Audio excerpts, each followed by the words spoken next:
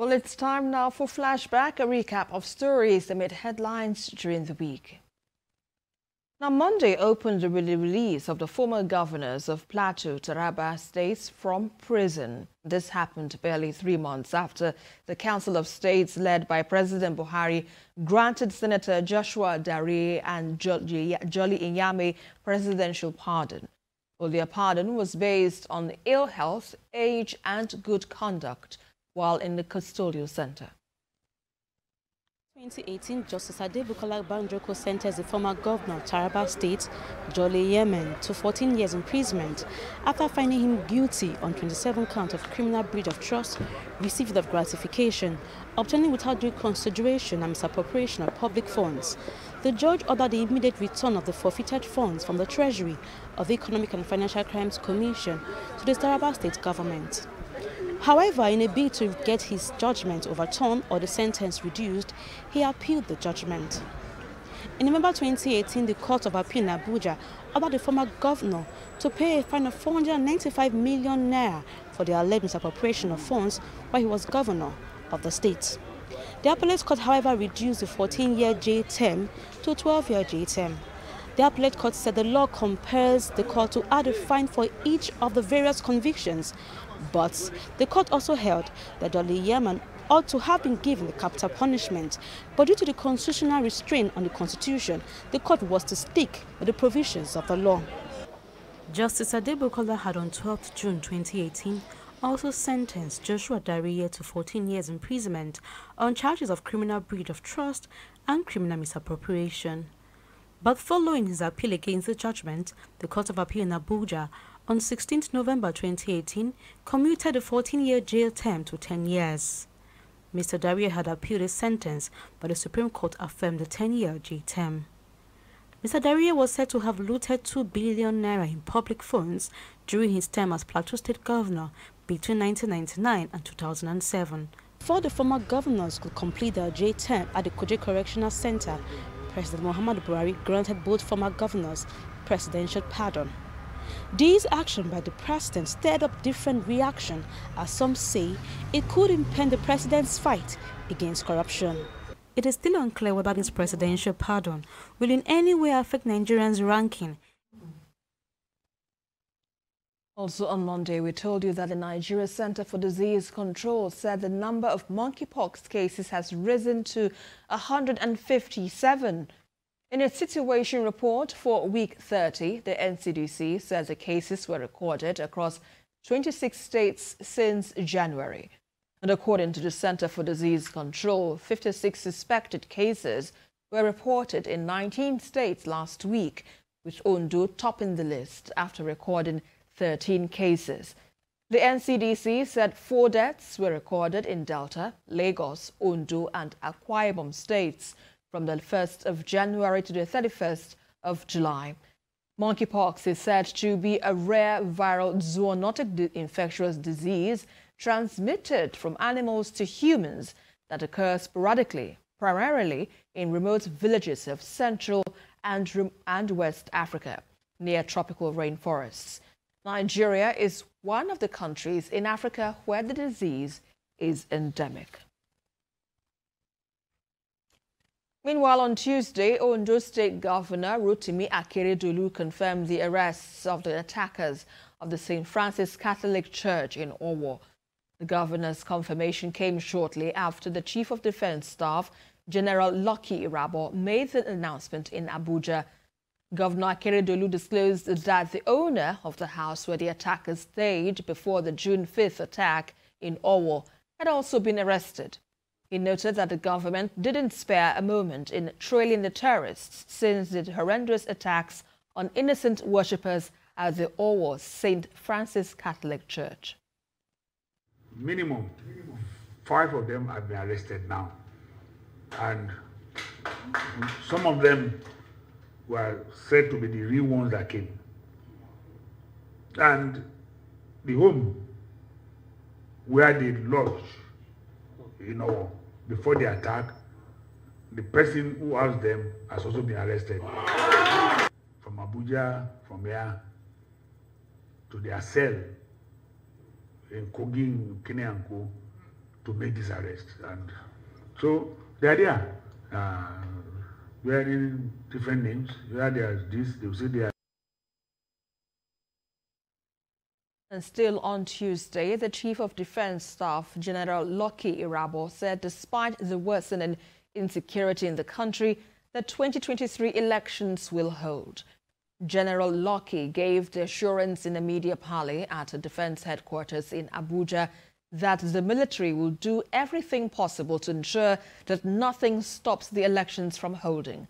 There have been serious concerns by Nigerians as to whether the polls will be conducted by the Independent National Electoral Commission across the country, as terrorists and bandits keep having a field day despite repeated assurances by the federal government to tackle insecurity.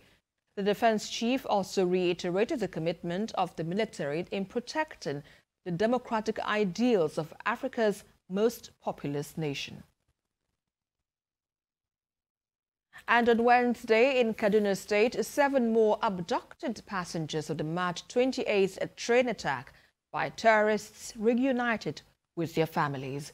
Emotions flowed freely as family members and friends couldn't hold back their joy when the victims arrived home.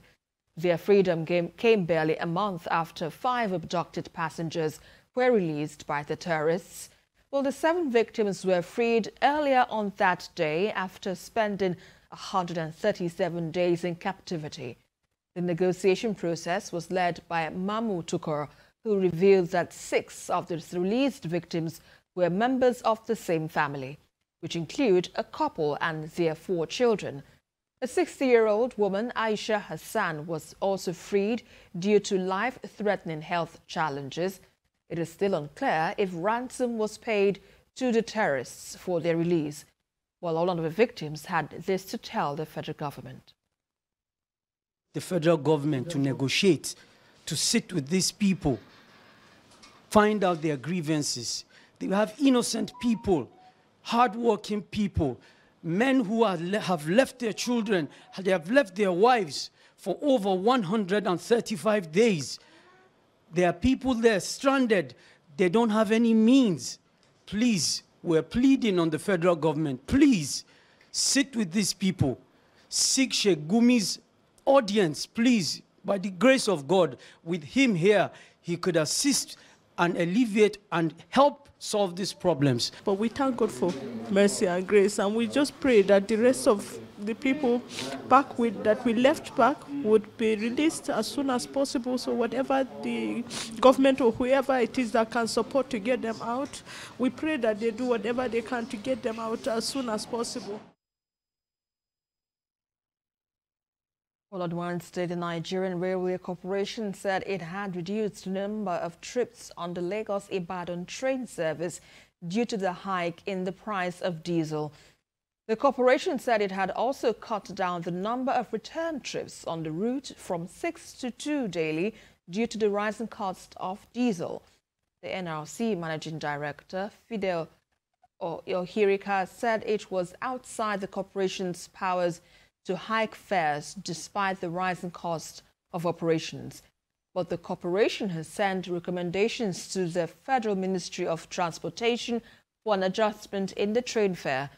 The price of diesel has hit 800 naira per litre, which represents a 28% increase.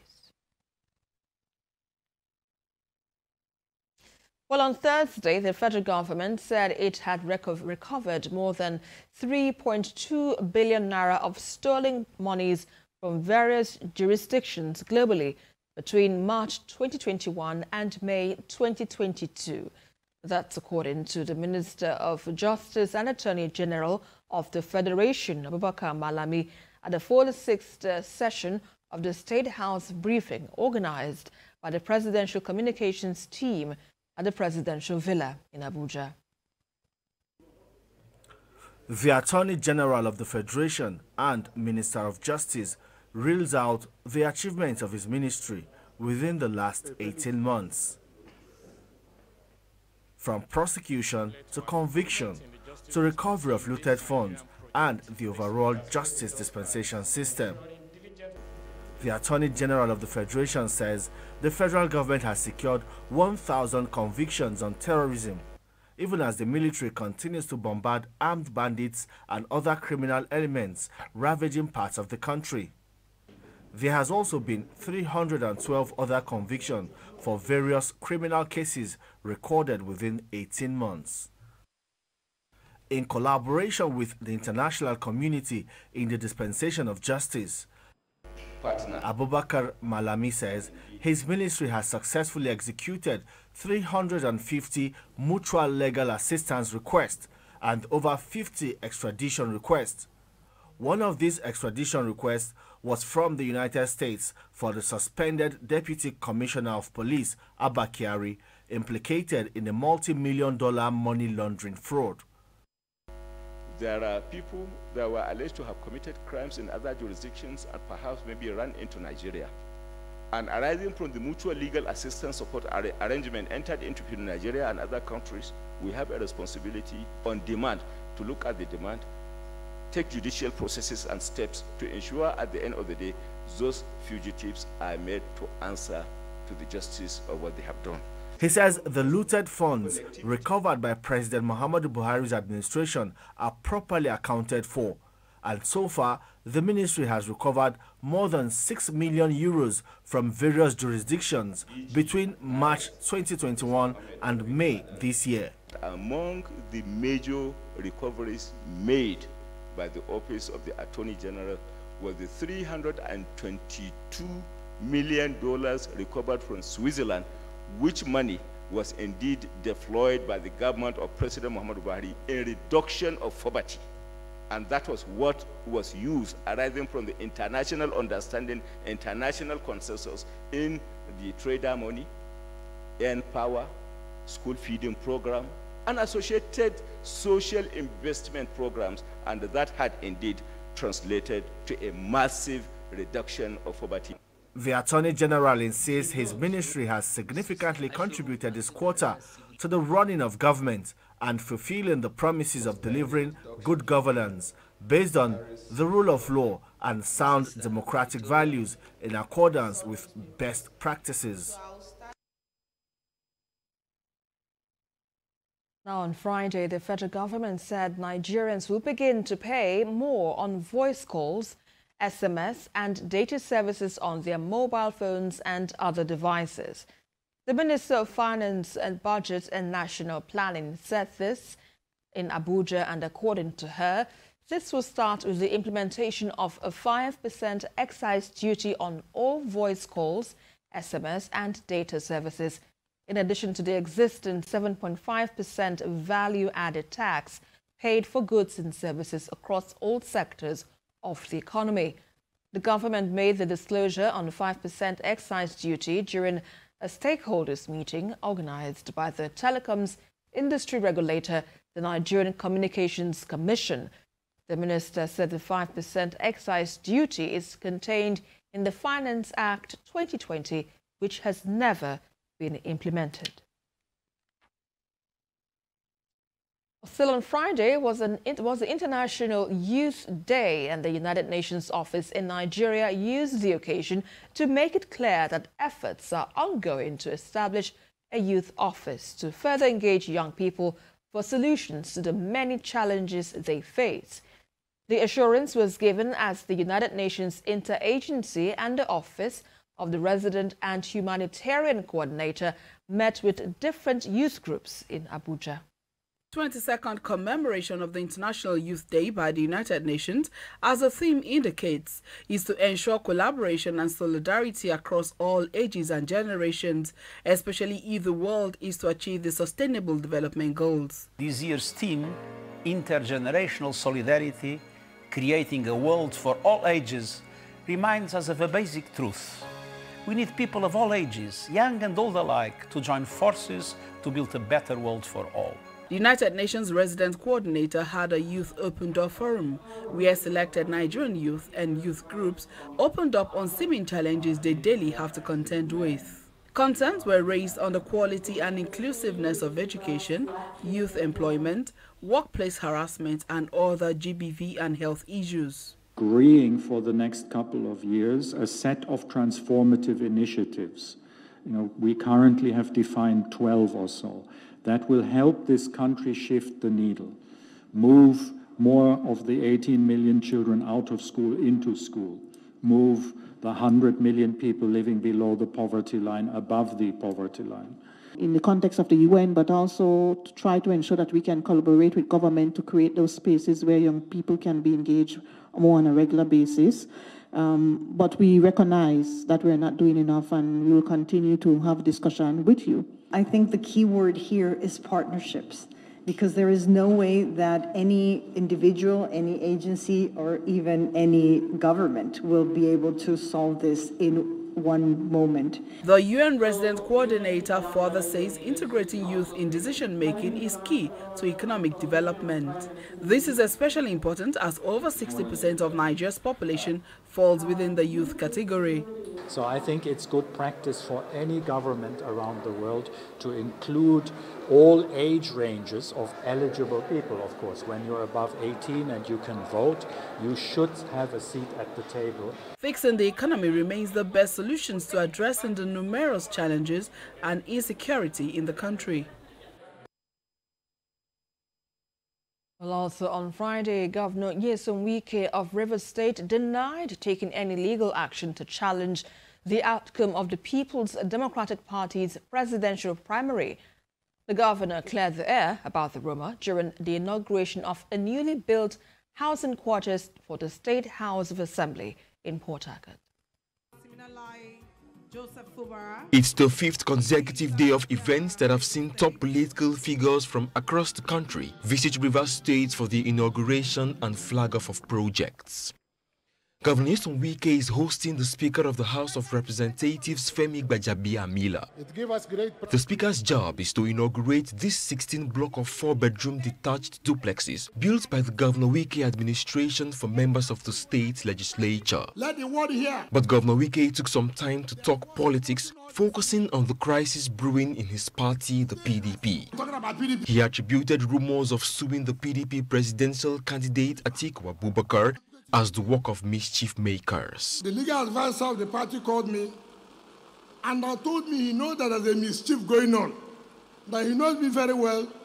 If I'm going to court, it's not those kind of lawyers I would have used, and I don't even know the lawyers.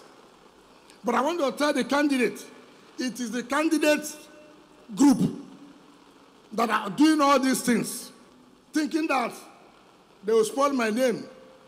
The last has certainly not been heard from the governor of Rivers State about the storm that is currently rocking the boat of his political party. I wish them good luck.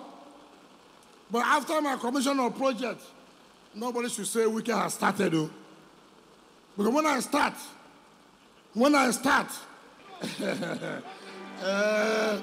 I've been on my own. They are looking for trouble. The Speaker of the House of Representatives was full of praise for Governor Wike for motivating the state lawmakers. He also suggested that the governor would be welcome in the All Progressives Congress should he decide to leave the PDP.